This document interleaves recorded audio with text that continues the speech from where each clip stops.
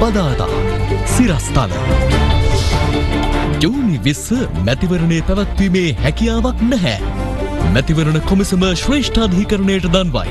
සමාජික රත්නජීවන් හූල් වෙනුවෙන් වෙනම නීතිඥවරයෙක්. වෙළඳ පොලේ සහල් හිගයක්. නාඩු කැකුළු සම්බක් කොහෙවත් මිල බැලුවා විතරයි කියන ටිකක්. කෘතිම හිගයක් බවට චෝදනා. මේ මහ පරිමාණ මෝල් හිමියෝ වෙනම ගේමක් කරන් යනවා. හාල් මේ වෙනකොට හංගලා තියෙනවා. අයහපත් කාල්ගුණයෙන් තවත් පුද්ගලයෙකු මරුට. ලංකාවට බලපෑ අම්පන් සුලිකුණාටුව ඉන්දියාවට. COVID-19 ආසාදිතයන් ලක්ෂ 50 ඉක්මවයි. චීනයේ ලක්ෂ 7ක් ජීවත් වන නගරයක් වසාදමේ. වැඩිම කොවිඩ් රෝගීන් ගණනකට හිමිකම් කීම ගෞරවයක් බව ට්‍රම්ප් කියයි. Really, it's a badge of honor. කේටය භාවිත කොට පන්දුව පිරිමැදීම තහනම්. ක්‍රිකට් කවුන්සිලය තීරණය කරයි. සිරස්තල From Ada Derana, this is Ada Derana Prime Time with Vasanti Nanayakara and Dilipa Hinayaka. Live from Studio 24 in Colombo. අයුබෝවන් ඔබ මේක් වන්නේ ශ්‍රී ලංකාවේ අංක 1 සහ විශ්වසනීයම පුවත් විකාශය අද දෙරණ 6:55 සමගින් මේ වන විට වෙළඳ පොලේ සහල් හිඟයක් මතුව තිබෙනවා. විමෝල්ලිමියන් පාලන මිලට යටත්ව වෙළඳ පොලට සහල් නිකුත් නොකිරීම මීට හේතු වී ඇතැයි අද දෙරණ කළ සොයා බැලීමේදී අනාවරණය වුණා. The big story. COVID-19 වෛරසය මෙරට තුළ ව්‍යාප්ත වීම ආරම්භ වීමත් සමග වෙළඳ පොලේ අත්‍යවශ්‍ය ආහාර ද්‍රව්‍යවල මිල ගණන් වැඩි කිරීමට වෙළඳුන් කටයුතු කළා.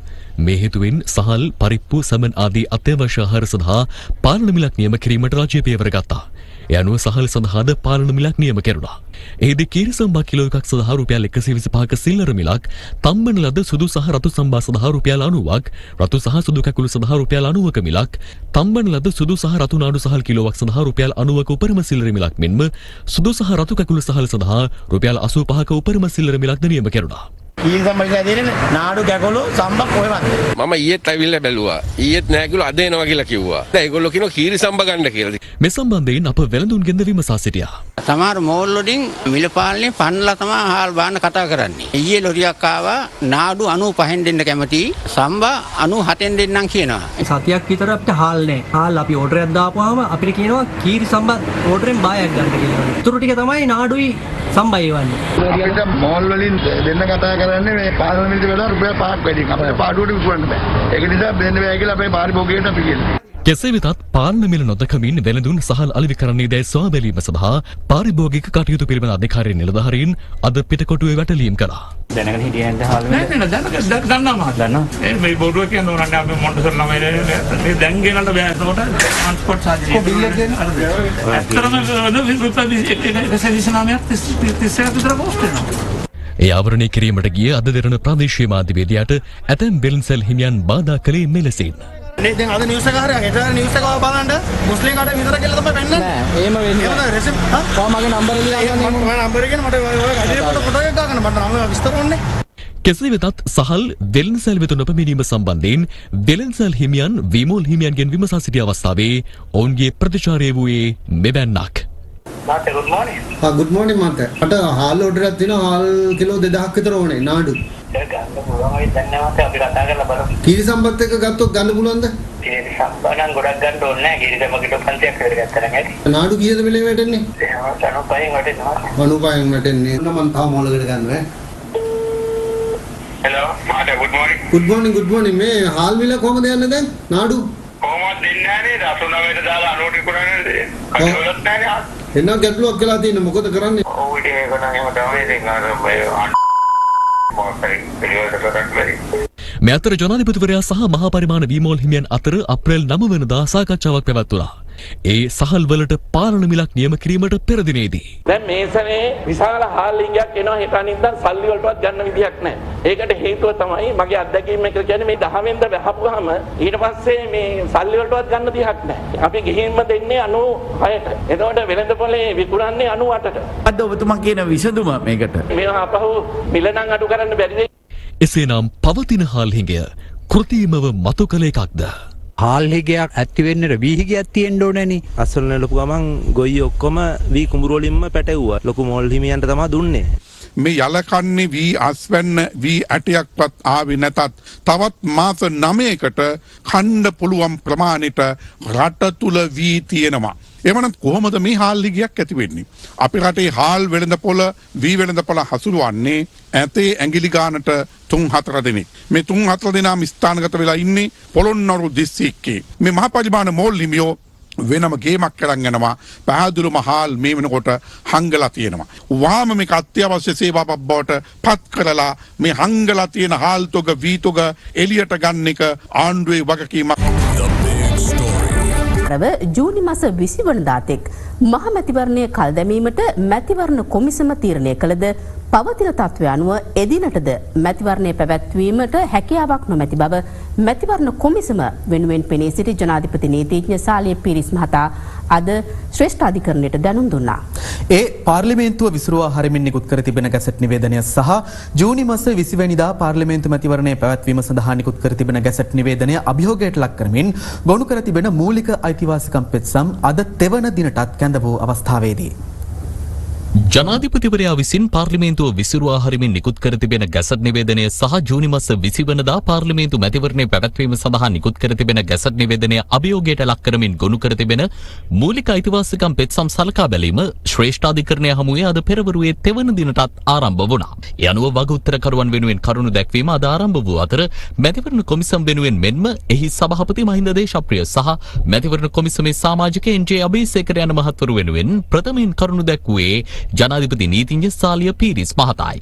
පාර්ලිමේන්තුව විසිරුවා හරිමින් ජනාධිපතිවරයා නිකුත් කළ ගැසට් නිවේදනයේ බලංගු අවලංගු භාවය පිළිබඳ තීරණය කිරීමට මැතිවරණ කොමිසමට නෛතික හැකියාවක් නොමැති බවත් එබැවින් එම ප්‍රකාශයට අනුව කටයුතු කිරීමට මැතිවරණ කොමිසම කටයුතු කර ඇති බවත් ජනාධිපති නීතිඥවරයා වැඩිදුරටත් පෙන්වා දුන්නා. එමෙන්ම ඔහු පැවසුවේ මාර්තු මාස 12 වනදා සිට 19 වනදා දක්වා ක්‍රියාත්මක වූ නාම යෝජනා කාල සීමාව අතරතුර 16 වනදා රජයේ නිවාඩු දිනයක් ලෙස නම් කිරීමට රජය පියවරගත් නිසා කොමිසම එදින නාම යෝජනා බහර ගැනීම සිදු නොකළ බවයි. නමුත් රජයේ ප්‍රවෘත්ති අධ්‍යක්ෂ ජෙනරාල්ගේ මාධ්‍ය නිවේදනයට අනුව 17, 18 සහ 19 යන තෙදින රජයේ නිවාඩු දින වෙනුවට විශේෂ නිවාඩු දින ලෙස නම් කළ නිසා මැතිවරණ කොමිසම එම දින තුල නාම යෝජනා බහරගත් බව කොමිසම වෙනුවෙන් පෙනී සිටි නීතිඥවරයා පැවසුවා. එම අවස්ථාවේ කිසිදු පාර්ශවයක් එම නාම යෝජනා බහර ගැනීමේ ක්‍රියාවලියට විරුද්ධ නොවූ බවත් ගැටලුවකින් තොරව නාම යෝජනා බහර දීමට දේශපාලන පක්ෂවලට සහ ස්වාධීන කණ්ඩායම් වලට හැකි වූ බවත් ඔහු වැඩිදුරටත් පෙන්වා දුන්නා. එමෙන්ම කොමිසමට මැතිවරණ පනතේ 24 වගන්තිය ප්‍රකාරව හිමිව ඇති බලතල අනුව ජූනි මාස 20 වෙනිදා තෙක් මැතිවරණය කල් දැමීමට කොමිසම තීරණය කළද පවතින තත්ත්වය අනුව එම දිනේද මැතිවරණය පැවැත්වීමට හැකියාවක් නොමැති බව ජනාධිපති නීතිඥවරයා පවසා සිටියා. නිදහස් සහ සාධාරණ මෙන්ම ආරක්ෂිත මැතිවරණයක් පැවැත්වීම සඳහා සෞඛ්‍ය බලධාරීන් කොමිසමට උපදෙස් සහ මාර්ගෝපදේශ ලබා දෙන දිනේ සිට සති 9ත් 11ත් අතර කාලයක් ගතවනු ඇති බව කොමිසම වෙනුවෙන් පෙනී සිටි සාලිය පීරිස් මහතා අධිකරණයට දැනුම් දුන්නා. කෙසේ වෙතත් මැතිවරණ කොමිසමේ සමාජික මහාචාර්ය රත්නජීවන් හූල් මහතා තමන් නියෝජනය කිරීම සඳහා වෙනම නීතිඥ නියෝජනයක් අධිකරණයට යොමු කර තිබුණා.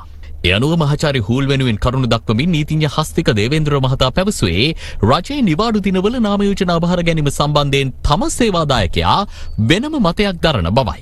මාර්තු 17, 18 සහ 19 යන තෙදින නාම යෝජනා බහර ගැනීමට මැතිවරණ කොමිසම තීරණය කළේ අදාළ දින රජයේ නිවාඩු දින නොව විශේෂ නිවාඩු දින බවට පවසමින් නිකුත් වූ ප්‍රවෘත්ති අධ්‍යක්ෂ ජෙනරාල්වරයාගේ නිවේදනයක් පදනම් බව හූල් මහතාගේ නීතිඥවරයා අධිකරණයට පැවසුවා. එසේ වුවද පසුව ස්වදේශ කටයුතු අමාත්‍යවරයා නිකුත් කළ ගැසට් නිවේදනයකට අනුව එම දින විශේෂ රජයේ නිවාඩු දින ලෙස සටහන් වී තිබූ අතර එම ගැසට් නිවේදනය කලින් ලැබුණේ නම් කොමිසම මාර්තු 17, 18 සහ 19 යන තෙදින නාම යෝජනා බහර ගැනීමට ඉඩ නොතිබූ බව මහාචාර්ය හූල් මහතාගේ නීතිඥයා පවසා සිටියා. මේ හේතුවෙන් මැතිවරණ කොමිසම විසින් මාර්තු 17, 18 සහ 19 යන තෙදින නාම යෝජනා බහර ගැනීම නිවැරදි නොවන බව මහාචාර්ය රත්නජීවන් හූල් මහතාගේ නීතිඥවරයා පැවසුවා. එහිදී අගවිනි සුරුජයන්ත ජයසූරිය මහතා විමසා සිටියේ එම මතය හූල් මහතාගේ පෞද්ගලික මතයද එසේ නොමැතිනම් මැතිවරණ කොමිසමේ සියලු සමාජිකයන්ගේ මතයද යන්නයි. ඊට පිළිතුරු දෙමින් එම මතය සිය සේවාදායක මහාචාර්ය රත්නජීවන් හූල්ගේ මතය වන බව ඔහුගේ නීතිඥවරයා ශ්‍රේෂ්ඨ අධිකරණය හමුවේ ප්‍රකාශ කළා. එහිදී නැගී සිටි රජයේ අතිරේක solicitor brigadier general Indika Dewamunida Silva මහත්මිය පංචපුද්ගල විනිසුරු මඩුල්ලට පැවසුවේ කොමිසමේ බහුතර සමාජිකයන් ගනු ලැබූ මතය කොමිසමේ අවසන් මතය ලෙස පිළිගැනීම සිදුවන නිසා කිසිදු කොමසාරිස්වරයෙක් තම පෞද්ගලික මතය පැවසීම අවශ්‍ය කරුණක් යයි තමා නොසිතන බවයි. මේ අතර අද දිනේ අධිකරණයේ කරුණු දැක්වූ ජනාධිපති නීතිඥ විජේදාස රාජපක්ෂ මහතා පෙන්වා දුන්නේ පාර්ලිමේන්තුව යලි කැඳවීමට අභිමතානුසාරී බලය හිමිවන්නේ විධායක ජනාධිපතිවරයාට පමණක් බවත් හදිසි නීති රෙගුලාසි බලාත්මක කිරීමකින් තොරව පාර්ලිමේන්තුව යලි කැඳවීමට ජනාධිපතිවරයාටද හැකියාවක් නොමැති බවයි. එමෙන්ම පෙත්සම්කරුවන් නාම යෝජනා බහර දීමේදී ජනාධිපතිවරයාගේ ගැසට් නිවේදනයට අනුව කටයුතු කර ඇති බැවින් දැන් අධිකරණයට පැමිණ එම ගැසට් නිවේදනයම බල රහිත බවට පැවසීමට හැකියාවක් නොමැති බව රාජපක්ෂ මහතා පෙන්වා දුන්නා. පෙත්සම්කරුවන්ගේ සැබෑ අරමුණ වන්නේ මහජනතාවගේ ඡන්ද අයිතිය උදුරා ගනිමින් පැරණි පාර්ලිමේන්තුව යලි කැඳවාගෙන ව්‍යසන තත්ත්වය අවසන් වන තෙක්ම නිශ්චිත කාල සීමාවක් නොමැතිව පාර්ලිමේන්තුව පවත්වාගෙන යාම බව ජනාධිපති නීතිඥ විජේදාස රාජපක්ෂ මහතා අධිකරණයට පවසා සිටියා. මේ අවස්ථාවේ රට මුහුණ දී ඇති ගැටලුව ජනාධිපතිවරයාගේ හෝ මැතිවරණ කොමිසමේ වරදින් උද්ගත වූ තත්ත්වයක් නොවන අතර ව්‍යවස්ථාර්ථ නිරූපණ ගැනීමෙන් මෙම ගැටලුවට කිසිදු විසඳුමක් නොලැබෙන හේයින් පෙත්සම් විභාගයට නොගෙන ප්‍රතික්ෂේප කරන ලෙස විජේදාස රාජපක්ෂ මහතා අධිකරණයෙන් ඉල්ලා සිටියා. ඉන් අනතුරුව ජනාධිපති ලේකම් පී.බී. ජයසුන්දර මහතා වෙනුවෙන් ජනාධිපති නීතිඥ රොමේෂ් සිල්වා මහතා කරුණු දැක්වීම ආරම්භ අතර ඔහු පැවසුවේ තමා සියලු පෙත්සම් වලට එරෙහිව මූලික විරෝධතා ගොනු කරන බවයි. එම විරෝධතා සම්බන්ධයෙන් හෙට දිනේදී පූර්ණ කරුණු දැක්වීමක් සිදු කිරීමට තමා අපේක්ෂා කරන අතර ජනාධිපතිවරයාගේ ගැසට් නිවේදනයේ අවලංගු නොවන බවත් ඒ අවලංගු කිරීමට හැකියාවක්ද නොමැති බවත් හෙට දිනේදී සාධක සහිතව පෙන්වා දීමට තමා කටයුතු කරන බව ජනාධිපති නීතිඥ රොමේෂ් සිල්වා මහතා අධිකරණයට පැවසුවා. ඒ අනුව ජනාධිපති ලේකම් වෙනුවෙන් ජනාධිපති නීතිඥ රොමේෂ් සිල්වා මහතා හෙට පෙරවරු 10ට කරුණු දැක්වීම ආරම්භ කරනු ඇති. වසර 21කට පසු බෙන්ගාල මුහුදු ප්‍රදේශයේ හටගත් ප්‍රබලම සුළි කුණාටුව වන අම්පන් කුණාටුව අද පස්වරුවේ ඉන්දියාවේ බටහිර බෙන්ගාල ප්‍රාන්තයට ඇතුළු වුණා. කල්ගුණ විද්‍යා දෙපාර්තමේන්තුව සඳහන් කළේ එහි සුළං ධාරාව හේතුවෙන් ශ්‍රී ලංකාවට එල්ල වී තිබූ බලපෑම මේ වන විට අවම වී තිබුණත් ඉදිරි දින කිහිපයේත් වැසි සහිත කාලගුණයක් අපේක්ෂා කරන බවයි. 1999 වසරේ බෙන්ගාල බොක්ක මුහුදු ප්‍රදේශයේ හටගත් ඔඩිෂා සුළි කුණාටුවෙන් පසු එම කලාපයේ හටගත් ප්‍රබලතම සුළි කුණාටුව ලෙස අම්පන් සැලකෙනවා. ඔඩිෂා සුළි කුණාටුවේ සුළං ධාරාවල වේගය පැයට කිලෝමීටර 260ක් තරම් උපරිම වේගයක පැවති අතර අම්පන් සුළි කුණාටුවේ උපරිමය පැයට කිලෝමීටර 215ක්. අම්පන් කුණාටුව අද පසුරු 4ට පමණ බටහිර බෙන්ගාල ප්‍රාන්තයට ඇතුළු වූ අතර එය කල්කටා නගරය හරහා බංග්ලාදේශයට ඇතුළු වීමට නියමිතයි. මේ හේතුවෙන් ඉන්දියාවේ මිලියන 33ක පමණ ජනතාවක් සහ බංග්ලාදේශයේ මිලියන 5ක පමණ ජනතාවක් අවදානමට මුහුණ පා තිබෙන බව විදේශ මාධ්‍ය වාර්තා කළා. බටහිර බෙන්ගාල ප්‍රාන්තයේ නගරයක අද පැවති තත්ත්වය මාධ්‍යවේදියෙකු විසින් වාර්තා කළ ආකාරයයි මේ.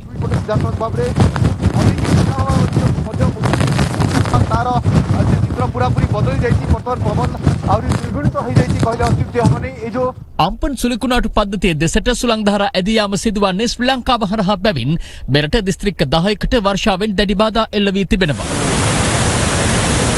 ගත වූ පැය 24 තුළ මිලිමීටර් 173.5ක වැඩිම වර්ෂාපතනයක් වාර්තා වී තිබුණේ නුවරඑළිය දිස්ත්‍රික්කයේ අප්කොට් ප්‍රදේශයටයි.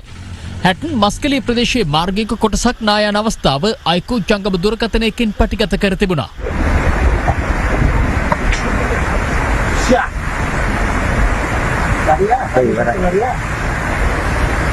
අගරපතන ප්‍රදේශයේ අද පැවති තත්ත්වයයි මේ. කළුතර බුලත් සිංහල ප්‍රදේශයේ මාර්ග රැසක් ජලයෙන් යටවීමෙන් ගමනාගමනයට බාධා මතුව තිබෙනවා.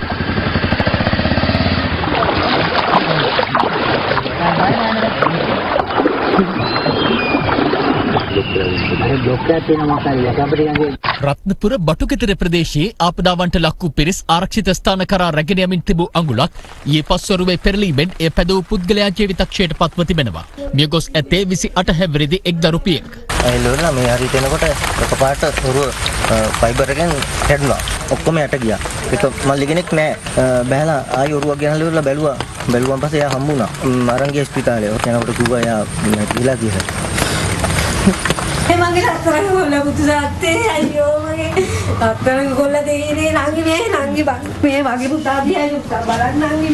රත්නපුර බැරණ්ඩුව ප්‍රදේශයේ ගංගොතුර හේතුවෙන් සිරවී සිටි පිරිස් මුදා කෙනීමේ මෙහෙයුමක් රත්නපුර මූලස්ථාන පොලිසිය අද දියත් කළා.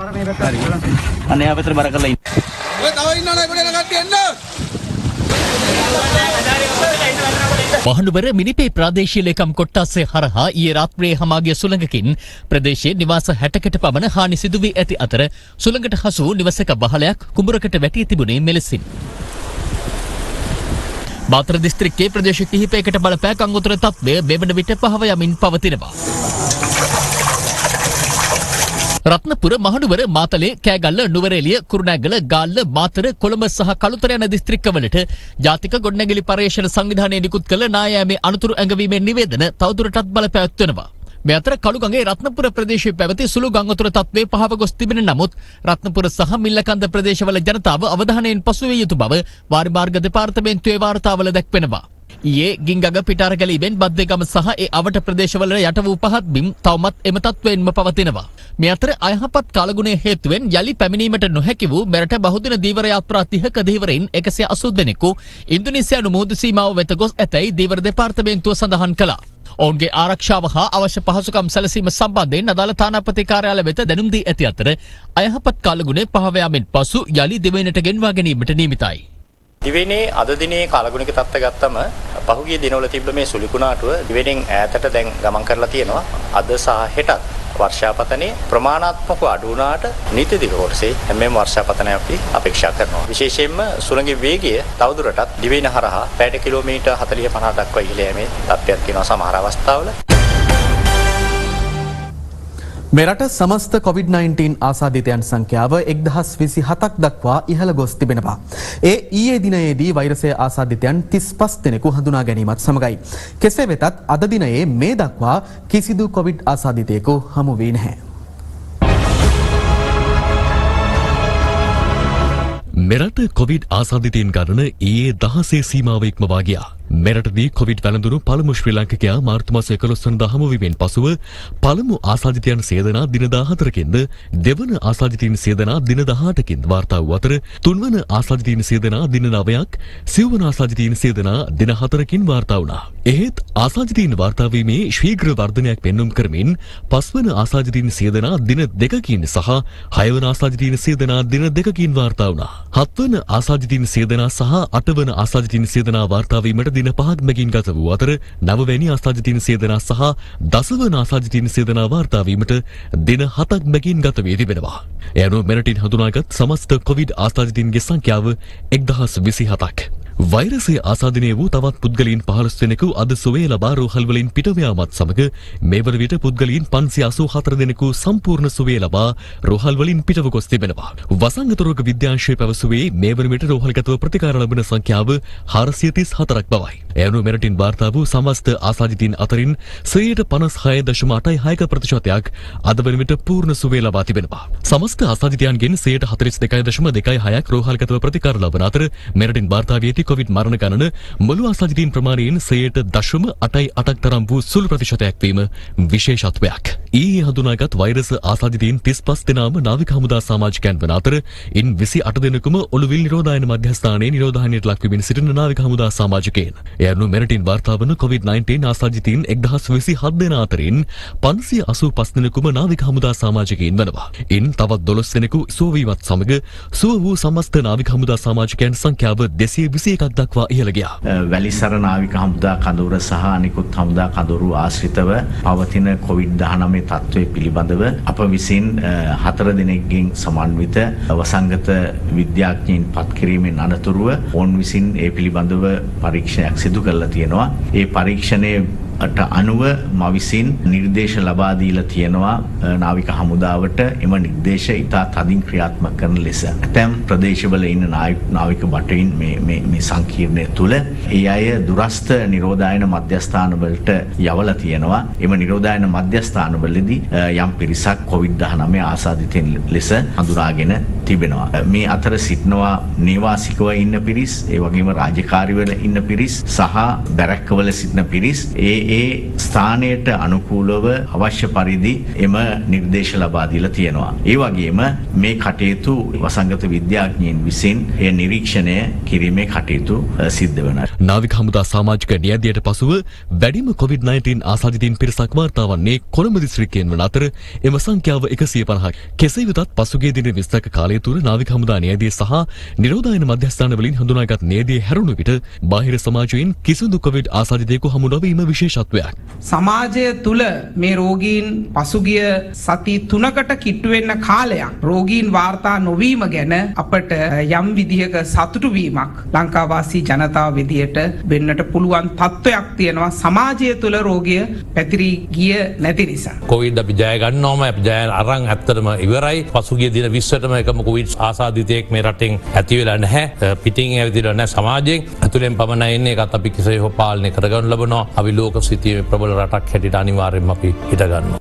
එමෙන්ම තවදුරටත් හඳුනාගත් අවදානම් කණ්ඩායම් ඉලක්ක කර දෛනිකව PCR පරීක්ෂණ සිදු කරනු ලබනවා. එනු කොළඹ මැනින් වෙළඳ පොලේ වෙළඳුන් PCR පරීක්ෂණයට ලක් කිරීම සඳහා අද කොළඹ බැස්ටියන් මාවතේදී සාම්පල ලබා ගැනීම සිදු කළා. අද දිනේ මැනින් වෙළඳපොලේ PCR පරීක්ෂණ 120ක් පමණ කිරීමට අපි බලාපොරොත්තු වෙනවා. මේ සඳහා යොදා ගන්න හමු සාම්පලය වන්නේ මැනින් වෙළඳපොලේ සේවය කරන වෙළඳාම් කරන පුද්ගලයන්, බඩු උස්සන පුද්ගලයන් සහ අවට සේවය සඳහා උදව් වන පුද්ගලයන්. අහමු නියදියක් වශයෙන් තෝරාගෙන එක වෙළඳ සැලකින් එක්කෙනෙක් වගේ අරගෙන මුළු මැනින් වෙළඳ සැලේම කවර් වෙන විදිහට තමයි අද පරීක්ෂණ කිරීමට නියමිත වන්නේ. මේ මාස දෙවනිදාට කලින් රෝගීන් 64 දෙනෙක් ප්‍රජා සාම්පල වලින් වාර්තා වෙලා තියෙනවා. නමුත් මේ මාස දෙවනිදා ඉඳලා අද දක්වා ප්‍රජා සාම්පල වලින් අහමු නියත තෝරාගෙන ගත් පරීක්ෂණ වලින් එකම කොවිඩ් රෝගයක්වත් අපිට මේ වෙනතුරු වාර්තා වෙලා නැහැ. මෙතර විවිධ හේතුන් මත දිවෙනට පැමිණීමේ අපේක්ෂාවෙන් පසු වූ එහෙත් COVID-19 වසංගතයේ හේතුවෙන් ඊට අවස්ථාවක් නොලද කුවේට් හි රැඳී සිටි ශ්‍රී ලාංකිකයන් 466 දෙනෙකු කුවේට් ගුවන් සේවයට අයත් විශේෂ ගුවන් යාන දෙකකින් කටුනායක ගුවන්තොටුපළ වෙත රැගෙන එනු ලැබුවා. ඉන් පළමු කණ්ඩායම ලෙස ශ්‍රී ලාංකිකයන් 287 දෙනෙකු ඊයේ පස්වරුවේ කටුනායක ගුවන්තොටුපළ වෙත ළඟා වූ අතර දෙවන කණ්ඩායම ලෙස ශ්‍රී ලාංකිකයන් 179 දෙනෙකු අද අලුයම දිවෙනට පැමිණියා. කුවේට් හි නීති විරෝධීව ශ්‍රී ලාංකිකයන් 19000ක් පමණ රැඳී සිටින අතර ඔවුන්ට රටින් පිටවීම සඳහා කුවේට් රජය විසින් ලබා දී ඇති පොදු සමාකාලය උපයෝගී කරගනිමින් ඔවුන් මෙලෙස ශ්‍රී ලංකාවට ගෙන්වාගෙන තිබෙනවා. දෙවැනිට පැමිණෙන ශ්‍රී ලාංකිකයන් සඳහා කුවේට් හි ශ්‍රී ලංකා තානාපති කාර්යාලය විසින් තාවකාලික ගුවන් ගමන් බලපත්‍ර සකස් කර දී තිබෙනවා. දෙවැනිට පැමිණි සියලු දෙනා කටුනායක ගුවන්තොටුපළේදී ඔවුන්ගේ ශරීර උෂ්ණත්වය පරීක්ෂා කිරීම සහ විෂ බීජ හරණයෙන් අනතුරුව නිරෝධායනය සඳහා යොමු කළා. ඉදිරි දින කීපයේදී ශ්‍රී ලංකාවට විවිධ රටවල් වලින් ශ්‍රී ලාංකිකයන් රැගෙන ඒමට නියමිතයි. විශේෂයෙන්ම රුසියාව සහ ඒ අවට රාජ්‍ය වලින් විශේෂයෙන්ම ශ්‍රී ලාංකික ශිෂ්‍ය ශිෂ්‍යාවන් පිරිසක් රැගෙන ඒමටත් මේ අනුව බලාපොරොත්තු වෙමින් සිටිනවා. මේ අතර යුරෝපා රටවල සිට මෙරට පැමිණ හෝමාගම යුද හමුදා නිරෝධායන මධ්‍යස්ථානය තුළ සාර්ථකව නිරෝධායන ක්‍රියාවලිය අවසන් කළ පුද්ගලයන් 58 දෙනෙකු අද නිවෙස් වෙත පිටත් කර හැරියා.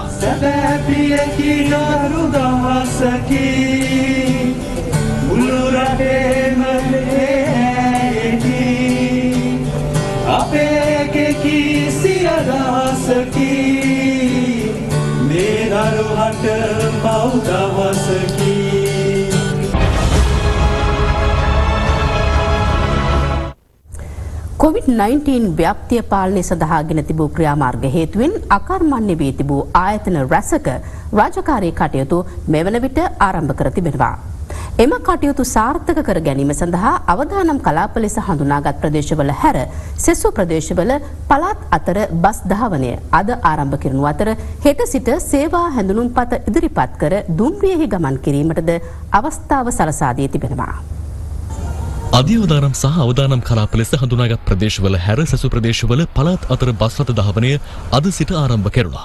විශේෂ භාර අමාත්‍ය මහින්ද අමරවීර මහතා සඳහන් කළේ සෞඛ්‍යාංශ විසින් දී ඇති උපදෙස් පරිදි අදාළ සීමාවන් ලිහිල් කර ඇති බවයි. ඒ අතර රාජ්‍ය සහ පෞද්ගලික ද්‍යාංශයේ සේවකයන්ට හෙට සිට තම සේවා හැඳුනුම්පත ඉදිරිපත් කර දුම්රියෙහි ගමන් කළ හැකි බව දුම්රිය සාමාන්‍ය අධිකාරී ඩිලන්ත ප්‍රනාන්දු මහතා දැනුම් දෙනවා. මෙතර කොළඹ මහනගර සභා බල ප්‍රදේශය තුළ හෙට සිට ප්‍රවේශ පත්‍රයක් ගෙන රථවාහන ගාල් කිරීමට අවසර හිමි වන අතර එම කටයුතු කළමනාකරණය කරන කණ්ඩායම දැනුවත් කිරීමේ හමුවක් අද කොළඹ මහනගර සභාවේ ජනසෞඛ්‍ය දෙපාර්තමේන්තුවේදී පැවැත්වුණා. ඔවුන් සේවයේ යොදවන හාම්පුතුන්ට පැහැදිලි උපදෙස් ලබා දෙනු ලැබුවා. ඔවුන්ට ලබා දිය යුතු ආරක්ෂණ උපකරණ සම්බන්ධයෙන්. ඒ කියන්නේ ග්ලව්ස් භාවිතය, මාස්ක් ලබා දීම, ඒ වගේම ෆේස් ෂීල්ඩ් එක අනිවාර්ය කරනු ලැබුවා. මෙතර කොළඹ මහජන සෞඛ්‍ය පරීක්ෂකවරුන් අද කොළඹ නගරයේ විවෘත කර තිබූ රූපලාවන්‍යාගාර පරීක්ෂාවට ලක් කළා. එහිදී රූපලාවන්‍ය ආරක්ෂිත ක්‍රමවේද අනුගමනය නොකරමින් පවත්වාගෙන ගිය රූපලාවන්‍යාගාරයක් වසා දැමීමට සෞඛ්‍ය වෛද්‍ය නිලධාරීන් පියවර ගත්තා. ක්ලාස් එකේ ගියම තව දෙකක් කරන්න. දැන් ගේන්න ඕනේ නැහැ. කඩේ වහන්න. ඒ මම කොණ්ඩේ කම කඩේ වහන්න. COVID-19 වෛරස ව්‍යාප්ති අවදානම හමුවේ වසා දමා තිබුණු ව්‍යාපාර යාලි නගා සිටුවීම සඳහා ව්‍යාපාරික ප්‍රජාව ඉලක්ක කරමින් නව ණය යෝජනා ක්‍රම ඉදිරිපත් කිරීමට බලාපොරොත්තු වන බව අමාත්‍ය විමල් වීරවංශ මහතා පවසනවා. කොළඹදී ඊයේ පස්වරුවේ පැවති සාකච්ඡාවකින් අනතුරුව මාධ්‍ය වෙත අදහස් දක්වමින් අමාත්‍යවරයා මේ බව සඳහන් කළා. ක්‍රමත් ණය ක්‍රම තිබෙනවා එවැනි ඒ තිබෙන ණය ක්‍රමත් ඒ වගේම අලුතෙන් ණය යෝජනා ක්‍රමත් ඇති කරලා ශේෂ්ත්‍රයේ අයට නැගිටීමට සඳහා දිය යුතු සහයෝගය ලබා දෙයි. මේ අතර දෛනික ආදායම් බිඳවැටුණු ජනතාව වෙනුවෙන් රුපියල් 5000 දීමනාව ජූනි මාසයටත් ලබා දීමේ යෝජනාව පිළිබඳ මැතිවරණ කොමිෂන් සභාව ජනාධිපති ලේකම්වරයා තුළු නිලධාරීන් පිරිසකට ලිපියක් යොමු කර තිබෙනවා. ඒ සඳහන් කර ඇත්තේ මෙම දීමනාව ලබා දීමේ වැඩපිළිවෙල ආණ්ඩුවේ දේශපාලන පක්ෂ ප්‍රවර්ධනය කිරීමක් බවට පැමිණිලි ලැබෙමින් පවතින බවයි. එමෙන්ම වසංගත තත්ත්වය පාලනය වී ජනතාවට තම ඉදිරියදා කටයුතු කර ගැනීමේ හැකියාවක් ඇතනම් ජූනි මාසයේ සඳහා මෙම දීමනාව ලබා දීමේ සැබෑ අවශ්‍යතාවක් ඇද්ද යන්න සලකා බැලිය යුතු බවයි මැතිවරණ කොමිසම පවසන්නේ. මෙම ආධාර ලබා දීමේ වැඩසටහන් වලින් ප්‍රාදේශීය දේශපාලනඥයන් ඉවත් කිරීමට පියවර ගන්නා ලෙසද කොමිෂන් සභාව දැනුම් දෙනවා. මේ අතර මැතිවරණ කොමිෂන් සභාවේ මෙම ලිපිය අද පැවති කැබිනට් රැස්වීමේදී අවධානයට ලක් වූ බව අමාත්‍ය බන්දුරු ගුණවර්ධන මහතා පවසනවා. අමාත්‍යවරයා වැඩිදුරටත් සඳහන් කළේ මෙම ලිපියේ සඳහන් වන ලෙසට රුපියල් 5000 දීමනාව ලබා දීම දේශපාලන ව්‍යාපෘතියක් ලෙසට අර්ථකථනය කිරීමට ඉඩ ඇති නිසා ජූනි මාසයේ සඳහා මෙම දීමනාව ලබා දීමට නොහැකි බව තීරණය කළ බවයි. මේ අතර අද පැවති උත්සවයකින් පසු මාධ්‍ය වෙත අදහස් දක්වමින් අග්‍රාමාත්‍ය මහින්ද රාජපක්ෂ මහතාද මේ සම්බන්ධයෙන් අදහස් පළ කළා. අපි කියලා තියෙනවා යම් කිසි සාහනයක් සමහර අයට දෙන්න වැඩපිළිවෙල. දැන් මේ පාර මැතිවරණ කොන්සාරිස්වරයා කියලා තියෙනවා 5000 දෙන්න එපයි කියලා. මේ මාසේ කොහොම හරි දෙනවා. ඊළඟ මාසේ දෙන්න එපයි කියලා තියෙන්නේ. ඒක තමයි ප්‍රශ්නේ. මැතිවරණ කොන්සාරිස් කියන දේ තහඬ ඕන නෙවෙයිද?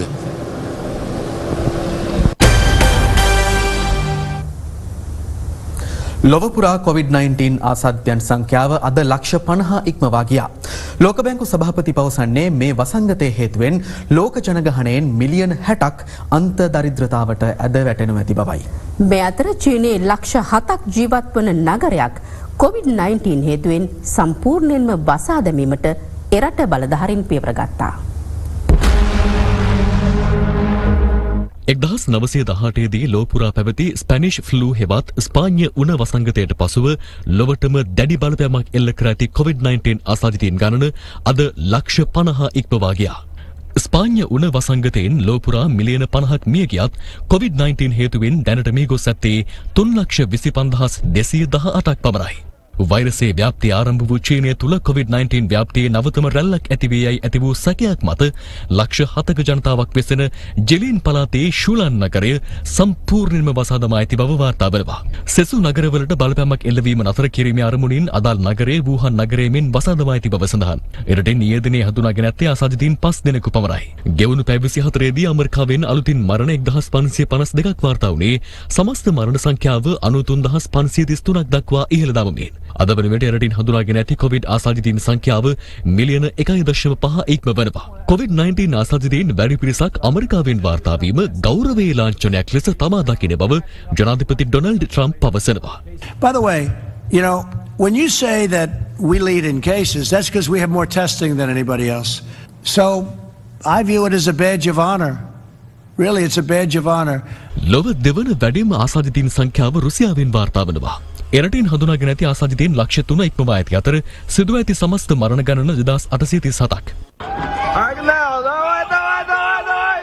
රුසියාවේ නිරෝධායන මධ්‍යස්ථානයකින් පුද්ගලයෙක් පලා යාමට උත්සාහ කරන ආකාරයයි මේ. ඔහු අත්අඩංගුවටගෙන ඩොලර් 200ක දඩයක් නියම කර තිබෙනවා. බ්‍රසීලයේ එක් දිනක් තුන වාර්තා වූ වැඩිම COVID-19 ආසාදිතයින් සහ මරණ සංඛ්‍යාව ඊයේ වාර්තා වුණා. මරණ 1130ක් වාර්තා වීමත් සමග එරට සමස්ත මරණ සංඛ්‍යාව 17983ක් දක්වා ඉහළ ගියා. පිරිස විශාල වශයෙන් මේ යාමත් සමග මලසිරුරු මිහිදන් කිරීම සඳහා බ්‍රසීලයේ විශාලතම නගරය වන සාවෝ පාවුලෝහි දැවන්ත සුසාන භූමියක මිනි වලවල් සකස් කරමින් නැති ආකාරයයි මේ. ජනජීවිතය යථාවත් කිරීම සඳහා දැඩි සංචරණ සීමා ලිහිල් කිරීමට යුරෝපා රටවල් රැසක් මේ වන විටත් පියවරගෙන අවසන්. කෙසේ වෙතත් ආසාදිතයින් හමුවීම හේතුවෙන් ප්‍රංශුවේ ඇතැම් පාසල් යලි වසා දැමුණා. මේ අතර බ්‍රිතාන්‍යයේ කේම්බ්‍රිජ් විශ්වවිද්‍යාලයේ දුරස්ථ අධ්‍යාපන ක්‍රමවේදය යටතේ ඉදිරි අධ්‍යයන වර්ෂයේ කටයුතු අඛණ්ඩව පවත්වාගෙන යාමට නියමිතයි. කොවිඩ් හේතුවෙන් වැඩිම බලපෑමට ලක් වූ යුරෝපා රාජ්‍ය වන එක්සත් රාජධානියෙන් මේ වන විට කොවිඩ් මරණ 35341ක් වාර්තා වී ඇති අතර හමුව ඇති ආසාදිතයින් ගණන 2,48,818ක්. එක්සත් රාජධානියේ දෛනික කොවිඩ් මරණ ගණන 545ක් වන අතර ස්පාඤ්ඤයේ සිදු වූ මරණ ගණන 69ක්. ගත වූ දිනේදී ඉතාලියෙන් මරණ 162ක් වාර්තා වී තිබුණා. මේ අතර ඉන්දුනීසියාවත් මේ වන විට වෛරසයේ දැඩි බලපෑමට ලක්ව තිබෙන බව කියාපාන දසුන් විදෙස් මාධ්‍ය වාර්තා කළා. එරට මිනිවරවල් සකස් කිරීමේ කාර්යයේ නිරත පුද්ගලයන් වෛරසයට ගොදුරු වීමේ ඉහළ අවදානමක් මතුව තිබෙනවා. එරටින් ආසාදිතයින් 18496ක් හඳුනාගෙන ඇති අතර වාර්තා වන සමස්ත මරණ සංඛ්‍යාව 1221ක්. මේ අතර අසල්වැසි ඉන්දියාවෙන් වාර්තා වන කොවිඩ් ආසාදිතයින් ගණන 1,06,000කට අධිකයි. සිදුව ඇති මරණ ගණන 3,300 ඉක්මවනවා. දැඩි සංචරණ සීමා ලිහිල් කිරීමෙන් පසු නවදිල්ලි අගනුවර දැඩි රථවාහන තදබදයක් හටගෙන තිබෙන ආකාරය දැකගත හැකි වුණා. ඉන්දියාවේ මධ්‍ය ප්‍රදේශ ප්‍රාන්තයේ බර්හාන්පුර් නගරයේ ඇඳරි නීති උල්ලංඝනය කර පුද්ගලයින්ට පොලිසිය දැඩි දඬුවම් ලබා දෙන ආකාරයයි මේ. දැඩි සංචරණ සීමා හමුවේ ගෝලීය කාබන් විමෝචනය වසර 15ක් තුළ 15මාගේ වාර්තා වී තිබෙනවා. මේ අතර කොවිඩ් ව්‍යාප්තිය හමුවේ සෝබාදහමේ අපූර්ව වෙනස්කම් කියාපාමින් කැලිෆෝනියා ප්‍රාන්තයේ වෙරළ තීරයක් ආශ්‍රිතව නිදහසේ මුහුදේ පිහිනන ඩොල්ෆින් 100 ගණනක් මෙලෙස දර්ශනය වී තිබෙනවා.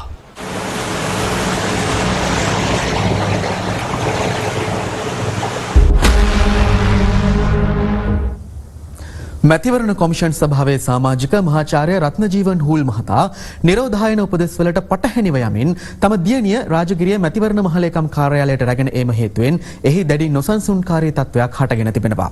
ඊට මැතිවරණ කොමිසමේ සෙසු සමාජිකයන් සහ කාර්ය මණ්ඩලය විරෝධය පළ කළ බවත් එම කාර්යාල පරිශ්‍රය සම්පූර්ණයෙන් විෂබීජ හරණයට ලක් කළ බවත් වාර්තා වනවා. මැතිවරණ කොමිෂන් සභාවේ සමාජික මහාචාර්ය රත්නජීවන් හූල් මහතාගේ දියණිය පසුගිය මැයි මාස 4 වනදා එංගලන්තයේ සිට මෙරටට පැමිණියා. ඒ COVID-19 වසංගතය හමුවේ එරට සිරුවේ සිට ශ්‍රී ලාංකිකයන්ගෙන් වාගෙනීමේ විශේෂ වැඩපිළිවෙල යටතේ එහිදී ඇය ශ්‍රී ලංකන් ගුවන් සේවය පිළිබඳ සිය සමාජ මාධ්‍ය ගිණුම හරහා විවේචනාත්මක අදහස් පළ කර තිබුණා. ඇය පවසා තිබුණේ ශ්‍රී ලංකන් ගුවන් යානය තුළ සාඩින් මෙන් සිරවී පැමිණෙන්නට සිදු වූ බවයි. මෙවන් අසීරු අවස්ථාවක ජාතික ගුවන් සේවය ලබා දුන් සේවා සහ නිරෝධායන මධ්‍යස්ථාන තුළ ලබා දුන් පහසුකම් විවේචනය කිරීම ගැන ඇයට දැඩි ජනතා විරෝධයක් දෙල්ල වුණා. එම විරෝධතා සමග ඇය තම Facebook සහ Instagram ගිණුම් මෙතෙක් తాවකාලිකව හිටුවා තිබෙනවා. සෞඛ්‍ය උපදෙස් අනුව සිය පළමුවන නිරෝධායන කාලය නිරෝධායන මධ්‍යස්ථානයක් තුළ අවසන් කළ අයෙක් තවත් දින 14ක් සිය නිවස තුළ ස්වයං නිරෝධායනය විය යුතුයි. නමුත් පසුගිය 18 වනදා පළමු නිරෝධායන කාලය අවසන් කළ තම දියණිය ස්වයං නිරෝධායන කාලය අවසන් වීමට පෙර රාජගිරියේ පිහිටි මැතිවරණ කාර්යාලය වෙත රැගෙනීමට රත්නජීවන් හූල් මහතා ක්‍රියා කර තිබෙනවා. යාපනයේ මැතිවරණ කාර්යාලයට අයත් රථයකින් මෙලෙස දෙදිනක් ඇය මැතිවරණ කොමිසමට පැමිණ ඇති බවයි වාර්තා වන්නේ. මේ පිළිබඳ ශ්‍රී ලංකා පොදු ජන පෙරමුණේ නීතිඥ සංගමයේද අද අදහස් පළ කළා.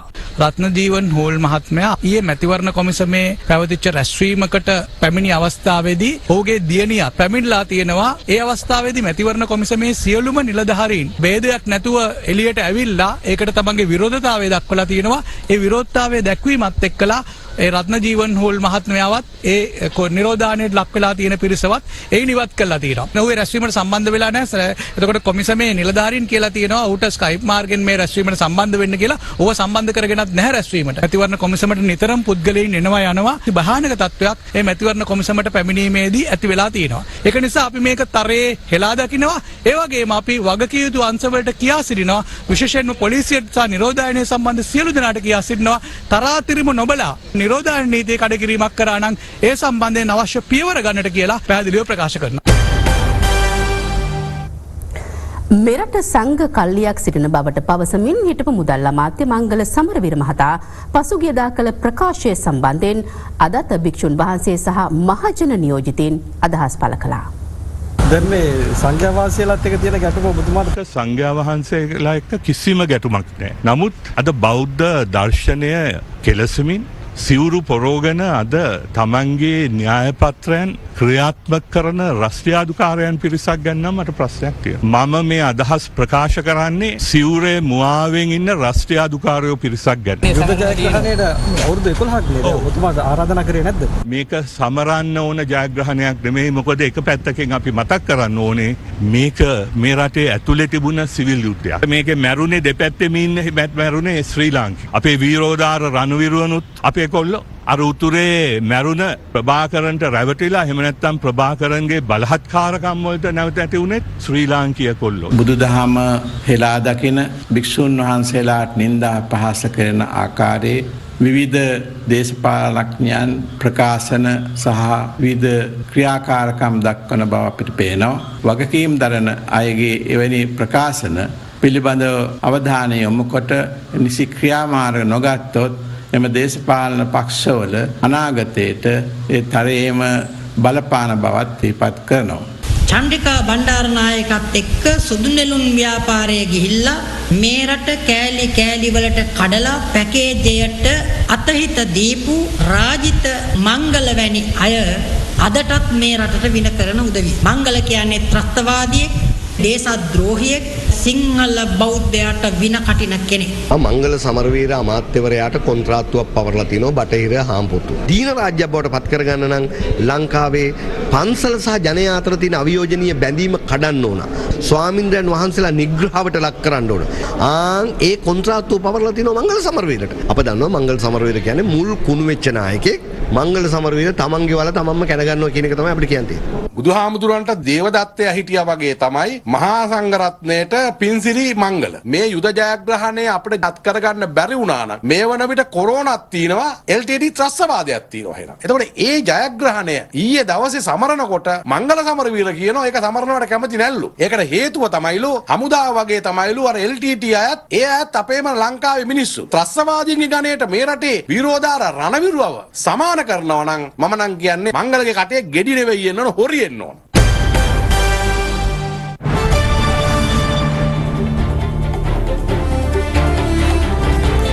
ඔබ යළිත් එක්වන්නේ අද දෙරණ සමගයි. කතෝලික පල්ලිවල ආරක්ෂාව තරකොට පරීක්ෂණ වැඩි කරන ලෙස පාස්කු ප්‍රහාරයට පෙර දැනුම් දී තිබුණත් එම දේවස්ථානවලට අනතුරු ඇඟවීම් සිදු නොකළ බව කොළඹ මධ්‍යම දිස්ත්‍රික්ක එක භාරව කටයුතු කළ පොලිස් අධිකාරී ශාන්ත වික්‍රමසිංහ මහතා ඊයේ ජනාධිපති කොමිසම හමුවේ පිළිගත්තා. පාස්කු ප්‍රහාරය පිළිබඳ විමර්ශනය කරන ජනාධිපති කොමිෂන් සභාව හමුවට ඊයේ පස්වරුවේ පළමුව කැඳවා තිබුණේ ත්‍රස්ත ප්‍රහාරය සිදු වූ කාලවකවානුවේ කොළඹ මධ්‍යම දිස්ත්‍රික්ක එක භාරව කටයුතු කළ පොලිස් අධිකාරී ශාන්ත වික්‍රමසිංහ මහතායි. එහිදී සිය සාක්ෂි ලබා දෙමින් පොලිස් අධිකාරීවරයා සඳහන් කළේ පාස්කු ප්‍රහාරය පිළිබඳ පූර්ව දැනුවත් කිරීමේ බුද්ධි තොරතුරු ඇතුළත් පිටු 7ක ලේඛන කට්ටලයක් කොළඹ මධ්‍යම කොට්ටාසේ භාර ජ්‍යෙෂ්ඨ පොලිස් අධිකාරී උපාලි ජයසිංහ මහතා විසින් ඉකුත් වසරේ අප්‍රේල් මාස 12 වන දින තමන් වෙත එවූ බවයි. අදාළ ලේඛන කට්ටලය සහරන් හෂිම්ගේ ඡායාරූප ඇතුළත් පත්‍රිකාවකින්ද සමන්විත වූ අතර කතෝලික දේවස්ථාන ඉලක්ක කරගෙන ප්‍රහාරයක් එල්ලවිය හැකි බැවින් දේවස්ථාන ප්‍රධානීන් දැනුවත් කරන ලෙස එහි පැහැදිලිව උපදෙස් දී තිබූ බව පොලිස් අධිකාරීවරයා ජනාධිපති කොමිසම හමුවේ සඳහන් කළා.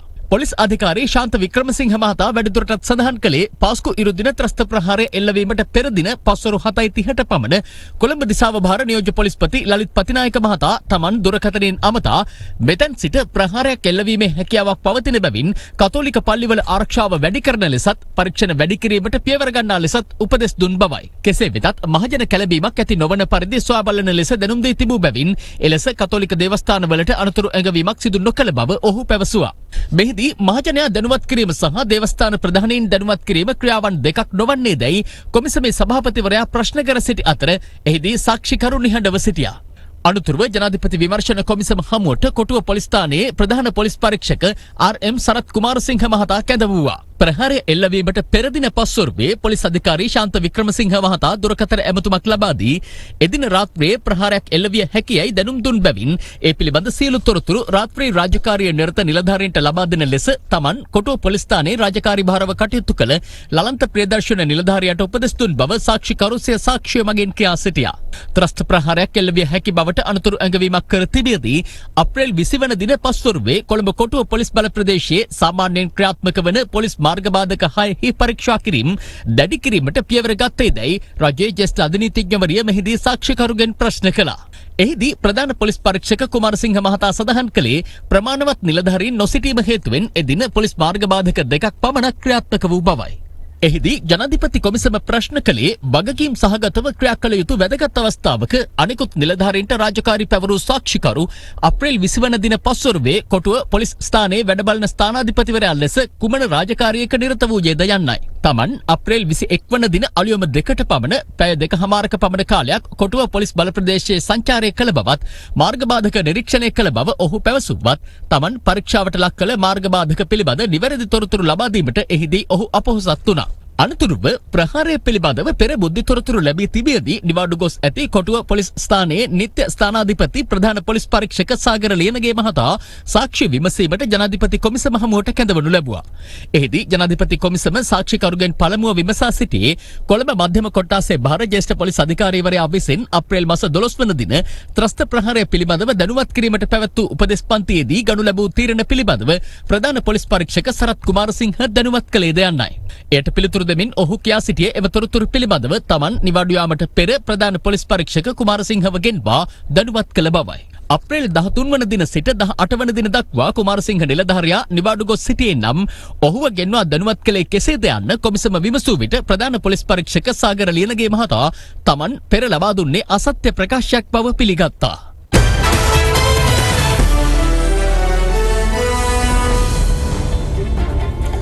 ජාත්‍යන්තර ක්‍රිකට් තරගවලදී පන්දුව ඔපදැමීම සඳහා කේටය හෙවත් කෙළ භාවිතය සම්පූර්ණයෙන් තහනම් කිරීමට ජාත්‍යන්තර ක්‍රිකට් කවුන්සිලයේ ක්‍රිකට් කමිටුව තීරණය කර තිබෙනවා. COVID-19 වෛරස ව්‍යාප්තිය අවම කර ගැනීම සඳහා ඒ ඇතුළු තවත් තීරණ රැසක් ජාත්‍යන්තර ක්‍රිකට් කවුන්සිලය ගෙන ඇති බව සඳහන්. කේටය හරහා වෛරසය ව්‍යාප්තවීමට තිබෙන අවදානම පිළිබඳව අවධානය යොමු කරමින් පන්දු ඔපදැමීම සඳහා කේටය භාවිතය සම්පූර්ණ ලෙසම තහනම් කිරීමට ජාත්‍යන්තර ක්‍රිකට් කමිටුව ඒකමාතිකව එකඟ වූ බව එහි සභාපති පීටර් හාකෝට් පවසනවා. ක්‍රිකට් කමිටුවේ තවත් නිර්දේශයක් වුණේ සංචලනය සීමා කිරීම හේතුවෙන් සහ රටරටවල පවතින නිරෝධායන රෙගුලාසි හේතුවෙන් මධ්‍යස්ථ විනිසුරුවරුන්ගේ සේවයද තාවකාලිකව අත්හිටුවීමටයි. එනු කැටිකාලීනව ටෙස්ට් 1 දින සහ 20 තරඟ සඳහා එම අදාළ රටේ නිලධාරීන් පත් කිරීමටත් පියවර ගැනනු ඇති. එහිදී ඒ ක්‍රිකට් රටාව වෙනුවෙන් දෙපිළම වෙනුවෙන් එක් ඉනිමක් සඳහා ලබා දෙන විනිසුරු තීරණය නැවත විමසීම තවත් එක් අවස්ථාවකින් වැඩ කරන ලෙසද ජාත්‍යන්තර ක්‍රිකට් කමිටුව යෝජනා කර තිබෙනවා. ඒ සමගින් අපගේ ප්‍රධාන ප්‍රවෘත්ති ප්‍රකාශය නිමාවට පත්වනවා. සුබ රාත්‍රියක්.